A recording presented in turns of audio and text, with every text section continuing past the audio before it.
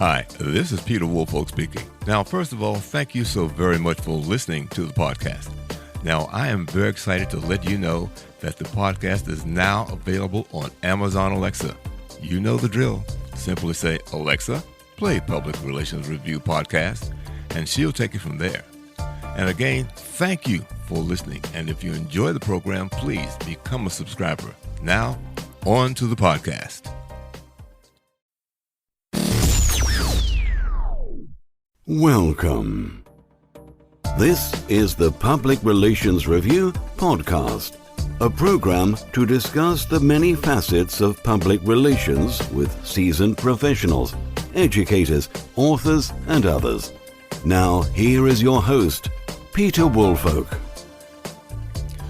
Welcome to the Public Relations Review Podcast and to our listeners all across America and around the world. Now, question. Do you really know your audience? Do you know how they think? Do you know what it takes to move them? My guest knows his audience. He says when it comes to the people in the Gulf South, we understand how they make decisions and what it compels them to take action. We create, maintain, enhance, and protect our client's reputation as if it were our own. My guest today is Marc Ehrhardt. He is president and partner of the Ehrhardt Group, and he joins us today from New Orleans, Louisiana.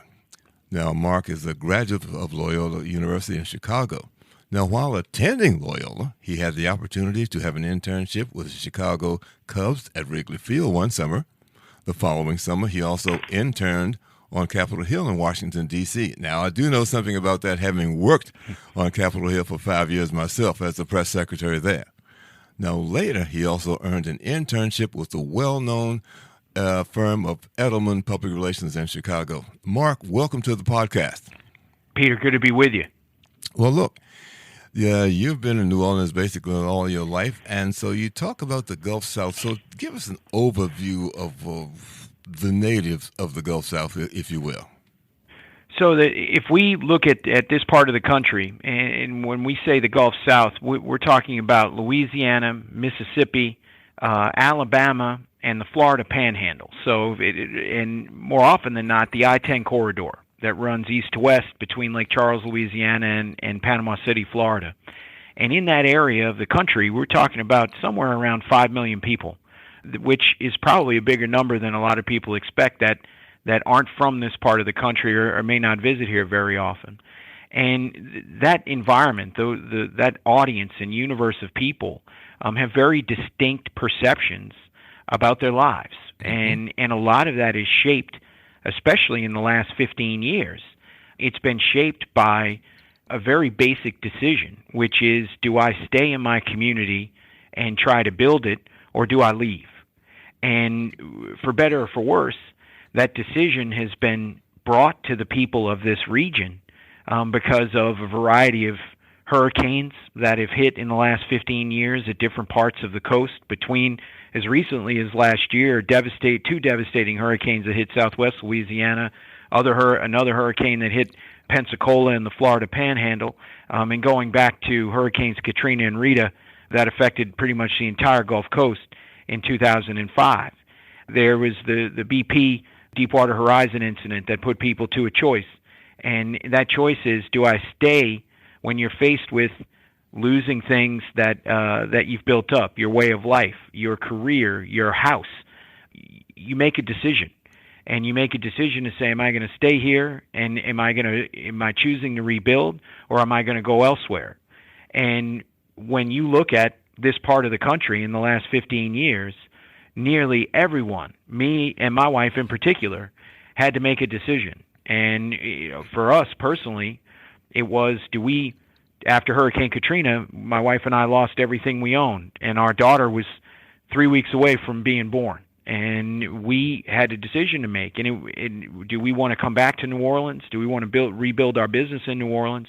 Or do we want to go elsewhere, especially when we had relationships in Chicago or Washington or New York or other places, wonderful places? We decided to stay and rebuild. And when you take something at the very foundation of why people are in the Gulf South, you don't have other situations in other parts of the country where, like in the case of New Orleans, the entire city was evacuated. In the case of Lake Charles or Pensacola Beach, every resident had to leave for some point in time and then make a decision to return. And there are implications from making that decision. There's no wrong answer. There's a lot of my friends over time that love this part of the country have chosen to make their lives in other places, and they love it there. But for here, it creates a dynamic. When people choose to stay, it creates a dynamic in how they approach issues and how they approach their community.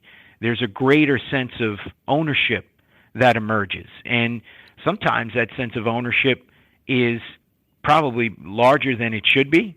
And people think they have a stake in an ownership of an issue or an ownership of certain things happening in the community that really they don't. But since they believe it and they believe passionately that they do have a stake in it, they speak out, and they speak out positively and they'll speak out negatively. But that dynamic has an effect on who and what companies and brands that the people of the Gulf South will trust. It has an impact on the things we buy. It has an impact on the events we go to, and it's centered around what makes the Gulf South the personality of the Gulf South. Mm-hmm. And for us as we in our field, in our profession of public relations, one of the things that I've learned over the last year plus is my colleagues around the country, our colleagues around the country, and even in the regions we are, we all believe in the importance of relationships. We all believe in the importance in getting results and positive results for the companies and organizations and individuals we work for. Mm-hmm. What distinguishes the Ehrhardt Group, in our opinion, is that we choose to practice our craft in the Gulf South. Okay.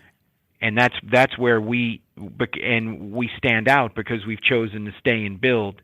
And as a result of that, we're investing in trying to understand as much as we can about the people who are within our region so that we can give the best advice possible to the companies that have business interests here or the brands who are trying to build their brand here about who the people of the Gulf South are and why they do what they do. Mm-hmm. Why do they take action? Why do they buy what they buy? Why do they go see what they go see? And that's sort of guiding us now on our own path in terms of who our company's going to be and who I'm going to be as a PR professional I can become. Well, and you mentioned that all this information. Can you talk a little bit about how you collected this information so that you can determine what they buy and how they think and what makes them decide one way or the other? Yeah, so we came up with the question among ourselves of how do we get a better idea of figuring out how people make decisions, because there's a lot of things as we deal with different audiences and different points of view, trying to learn more about where those points of view come from. And they're inherent things or instinctual things that we know, and I believe this is true no matter where your hometown is. Everybody thinks their hometown's a little bit different than somebody else's. Mm-hmm. Because it's got a distinct experience in our own personal lives, And so what we wanted to do is take those things that we knew instinctively and try to see what larger amounts of data could show us and give us a clearer picture of what we could find out about the people of this region. And then really what are the differences between the people of this region and the differences between people in Louisiana versus people who live on the Florida Panhandle. So we worked with a New Orleans-based data analytics firm, and we developed something called the Gulf South Index. And it debuted last year in the midst of the pandemic because we had started in the beginning of the year looking at different buying habits, different perceptions of what people in the Gulf South were thinking as opposed to people across the country. So we're comparing the region to the national audience. Mm-hmm. And we, as an example, at the beginning of last year, what we found out is that the people of the Gulf South are more optimistic than people nationally. And this was before COVID-19 took hold. And people in the Gulf South had a greater support and idea around achieving what we've always considered the American dream, as opposed to people in the rest of the country.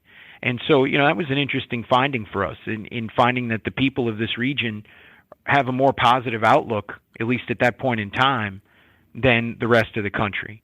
And what we were delving more into is, as the pandemic took hold, is trying to identify specific habits in what people were doing in the Gulf South relative to national audiences. And what we found out very quickly is that people were talking to their friends and family a lot more, which is really I think when someone thinks of the Deep South in the United States and the Gulf South, they think about that close family unit, close connection to family and friends, and the sense of community.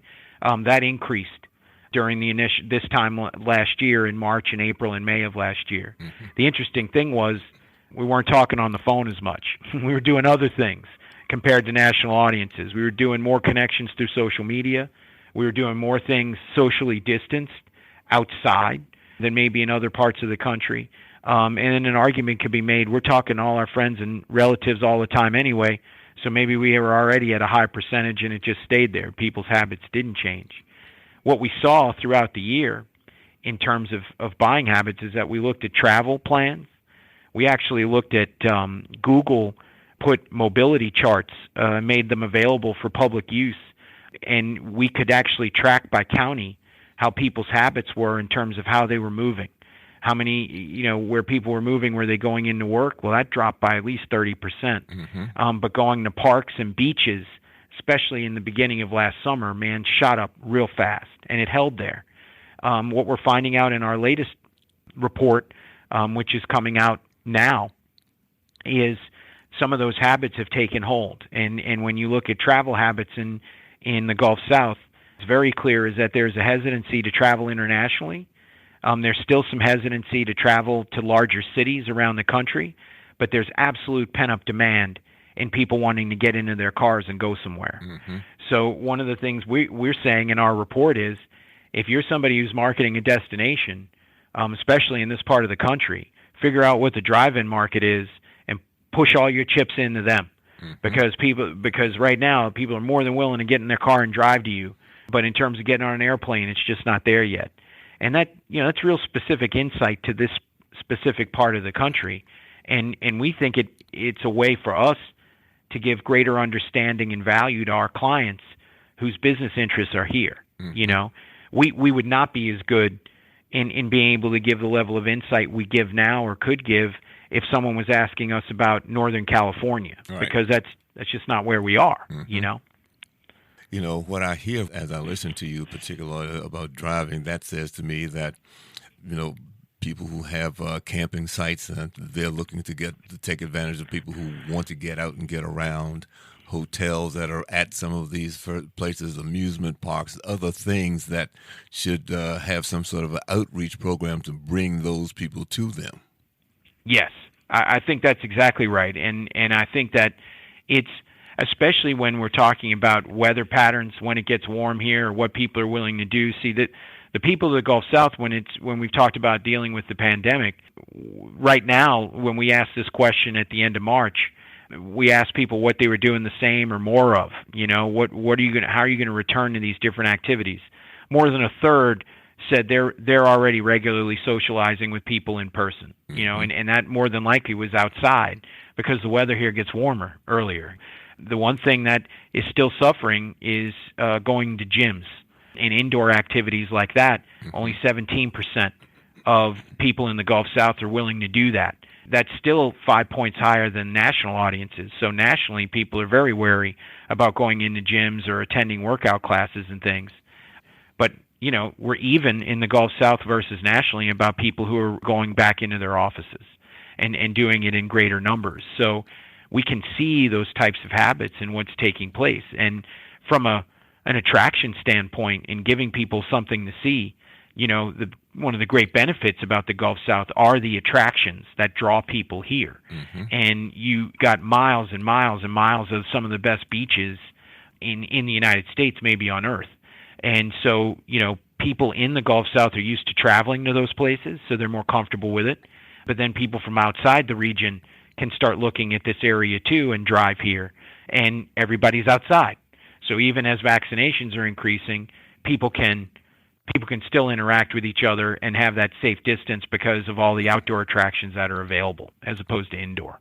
And, as I listen to that, and the fact that there's such a coherence and camaraderie of people down there because, as you said, they decided to stay in spite of the difficulties they've had.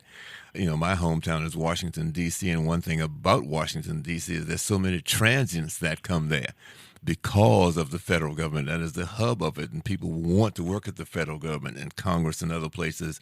And what's built up around that are all the large corporations that do business with the government, so they too have large companies around there and buildings around there, and they're bringing people in. So I'm just thinking that this sort of a study might not go over very well in the Washington region because everybody's not from there. Right. Who knows how long they're going to stay? We do see some different things in terms of how this region stands out from places like Washington D.C. and really larger cities. I mean, more than anything, the Gulf South's got plenty of cities, and New Orleans being at the heart of it.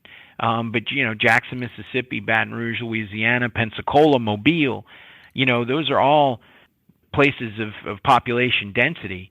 But people just have a different. They just have a different perspective. The part that we think about in the Gulf South Index is we don't look at it from the perspective of, well, who's right and who's wrong. Mm-hmm. We purposefully don't ask questions that could be interpreted politically. And when you look at our study, we don't break things down by Republican, Democrat, or Independent. Mm-hmm. We want to know what the people of the region think as people, and there aren't wrong answers. It's just where they're looking, and there are some pretty interesting dichotomies down here versus the rest of the country.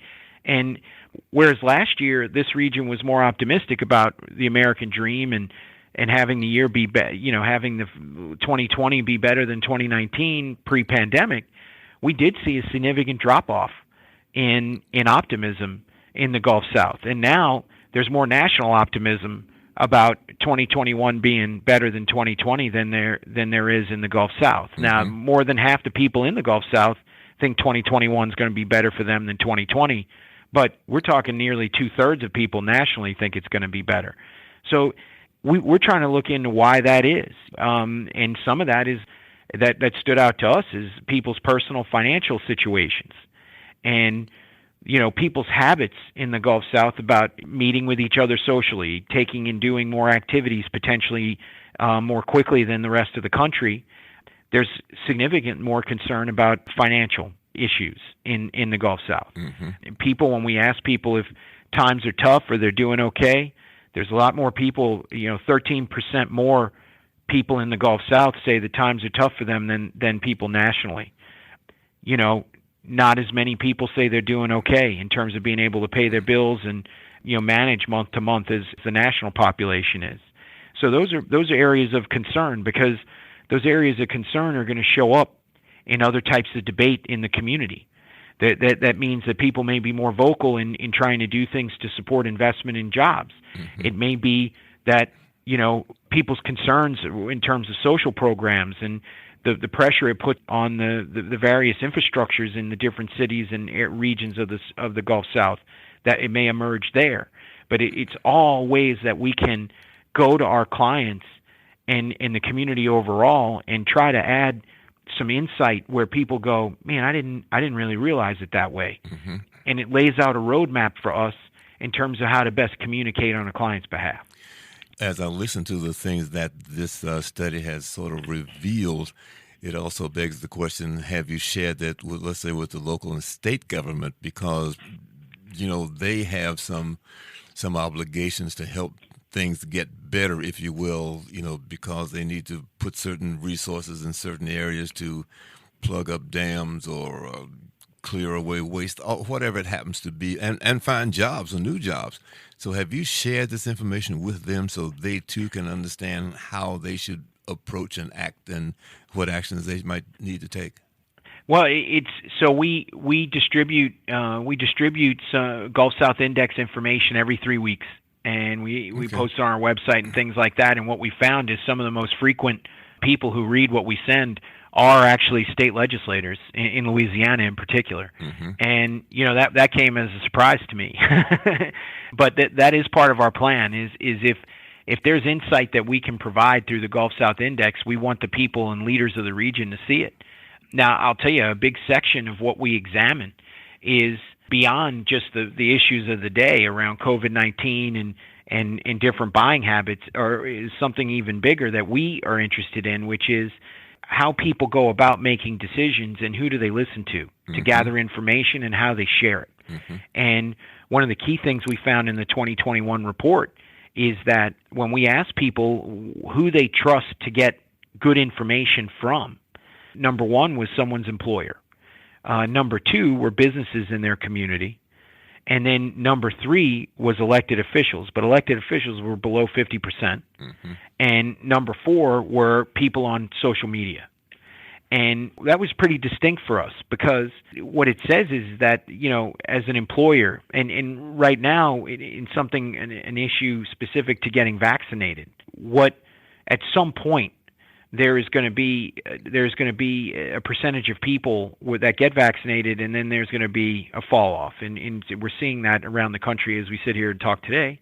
And what we're looking at and saying is, well, employers may have a role to play, or they do have a role to play in giving good information to people as they consider getting vaccinated. Some of these employers are going to have to mandate potentially people getting vaccinated, and we know that employers play a big role in communicating good information.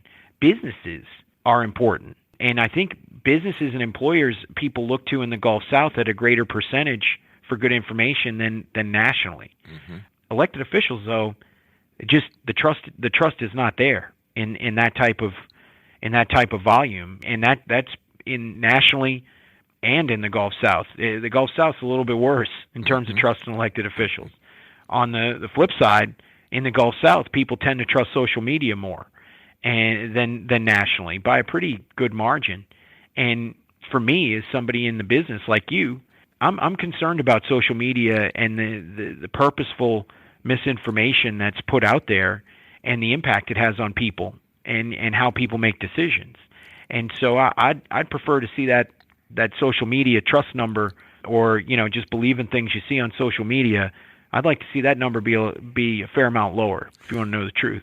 Well, I agree with you, and that's exactly where I was going to go. Considering social media, the question is going to be, if you drill down on that, exactly where in social media. Is it from some respected site, or just some people that they follow because they're there? It's unfortunate because people do listen, because not only on social media, maybe some sort of radio programs, that they might not have the expertise, but they just have a large group of people who listen to them and for some odd reason accept what they say as the gospel, so to speak. Yes, and I think so. There's a couple findings for this region of the country. One of which I think is interesting in terms of where the conventional wisdom is maybe around the country in terms of the importance of local news, and the other perception speaks to the dangers of people sharing information that might not be correct on social media with their friends and things like that. So when we ask the question of, in terms of, when you get information, how much confidence do you have in that information about the news and current events being accurate and being correct? And local news is right at the top of the list. I mean, both nationally but specifically in the Gulf South, people look to their local news still for information, almost to the point of 3/4 of the population looking at some form of local news, which to us goes to our premise, which is, knowing local and acting local is more important than ever before, right? It goes to the point of why we created the Gulf South Index. The part that's concerning is when we ask people how much confidence they have in the information about news and events that they get from sources on social media. 66% of people say they trust local news that way. But when you ask them about their friends, about the same percentage of people think that the information they're getting from their friends on social media has a great deal of accuracy to it. So the idea that we have that inner circle of people that we trust, which has been true for millennia, that circle of trust getting infiltrated by inaccurate or purposeful misinformation through social media is a problem, because people people are looking at their trusted sources, but they're getting bad information from their trusted sources, which is a concern. It's a threat to how people communicate, and that's something that caught our attention.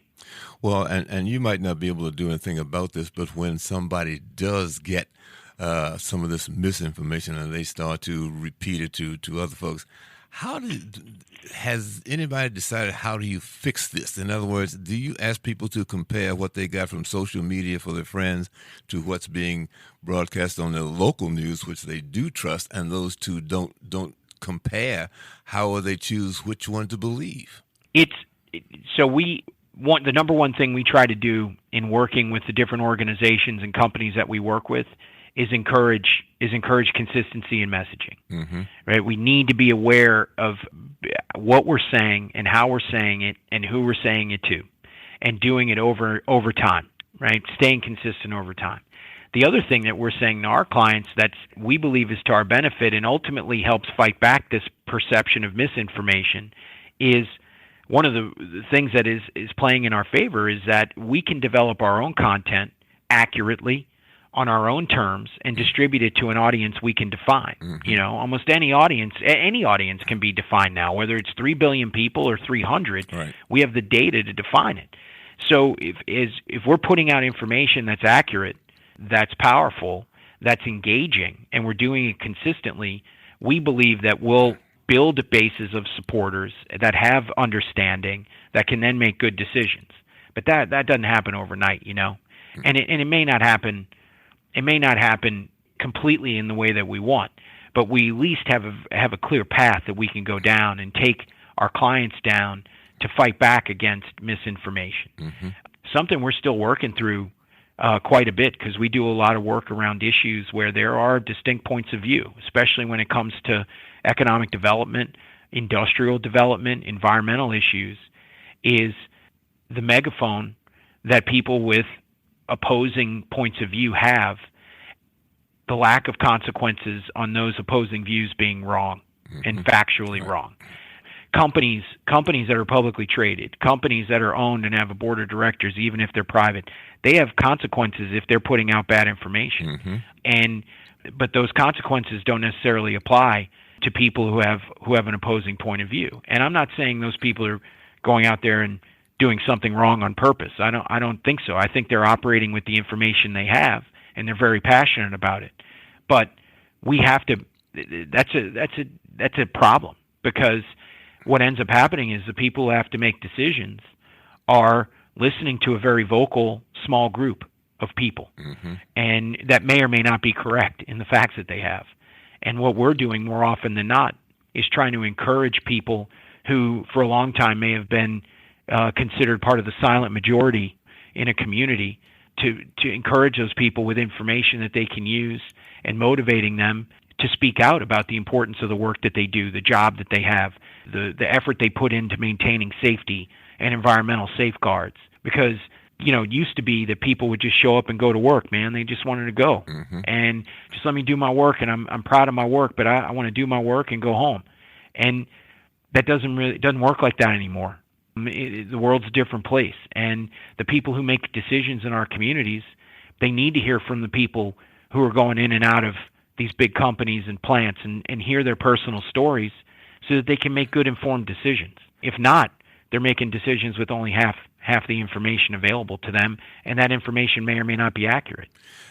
And see that sort of begs another question in terms of how do you share this information, because as you said, there are trusted sources there, which is local media and other folks that have earned people's trust.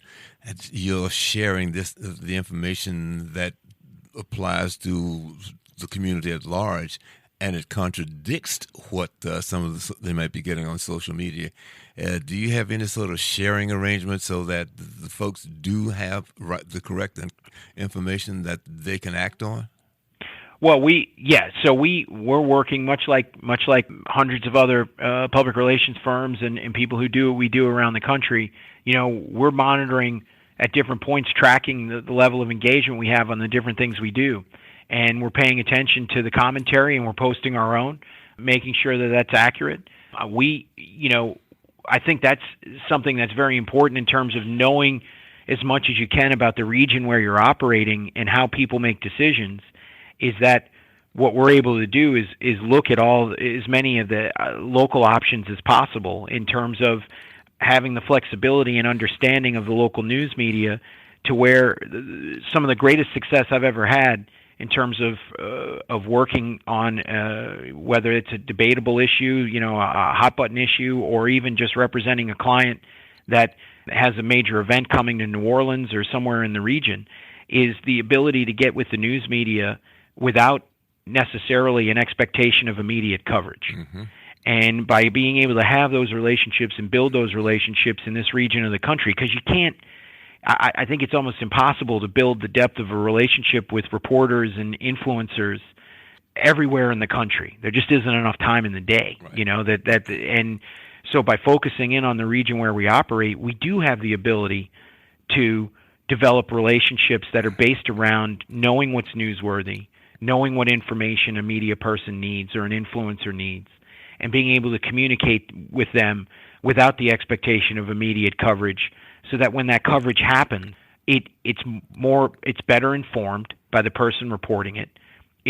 I find more balanced, and it maybe takes away some of the misperceptions early in the process of a story being reported, as opposed to trying to come back later after that toothpaste is out of the tube, mm-hmm. and try to get it back in there. From one of the great things we try to do, which, we're successful some of the times, not all the time, is encouraging companies and organizations to engage earlier, and because then we're in a position to advance our own messages mm-hmm. clearly, as opposed to letting someone with a certain point of view get out there too soon, and we spend more time responding to that and beating back misperceptions, as opposed to laying the foundation for our own messages mm-hmm. from the start. And those, I'm just trying to think, I don't know how immediate those things are in terms of reversing misperception, but those are two tools that I know and have confidence in that have worked over time to try and beat back that type of misinformation that gets thrown out there. Mm-hmm. Well, Mark, let me say that you have provided our listeners with a great amount of information, and I think that a lot of folks are going to take your wisdom and information and run with it. So if you've got any closing remarks that you'd like our audience to have, I'd like to hear them from you. I think I'd leave everybody with this headline. The world's getting more complicated, not less. And by virtue of that, it requires us to understand people on a more local basis. And being local and knowing local is more important than ever, because the people who need what we do and the craft that we're involved in terms of communicating with people accurately and powerfully to help people educate themselves and be informed about things that are important to them, they need to see it from familiar sources. And those familiar sources are in the communities where they live. And if we can gain trust of the people that we're communicating with every day, that's the foundation of companies and individuals and organizations being heard, and ultimately us finding success in communicating with the audiences that are most important to us. So I think it's a fun time to do what we do, Peter.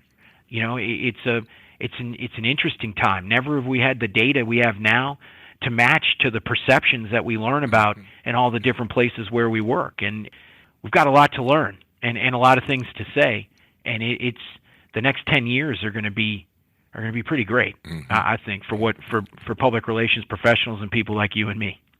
So I appreciate you giving us the time and being able to talk. Well, Mark, thank you so very much. And as you know, in this business, data is king. So yeah. The more you have of yep. it, and if it's interpreted and used the right way, that things can go very, very well. So let me say thank you to Marc Ehrhardt, who is the president and partner of the Ehrhardt Group, who's joined us today from New Orleans, Louisiana. And to our listeners, please begin and make sure you follow us and subscribe, and also let your friends know. And please join us again for the next edition of the Public Relations Review Podcast. Thank you. This podcast is produced by Communication Strategies, an award-winning public relations and public affairs firm headquartered in Nashville, Tennessee. Thank you for joining us.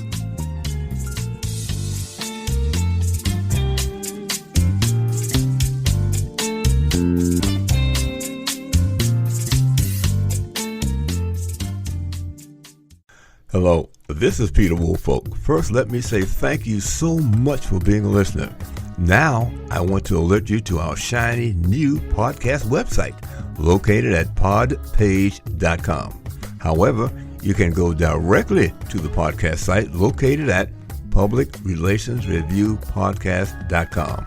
There, you can contact me through email. You can leave a voice message. You can leave a review. You can read an episode blog and frequently learn about the podcast guests. You might also want to suggest podcast topic ideas or even suggest a guest. You can also let me know if you would like to receive our podcast listener logo that you can post on your social media. So I look forward to hearing from you about our new podcast website. Thank you so much for listening to the Public Relations Review podcast, and have a great day.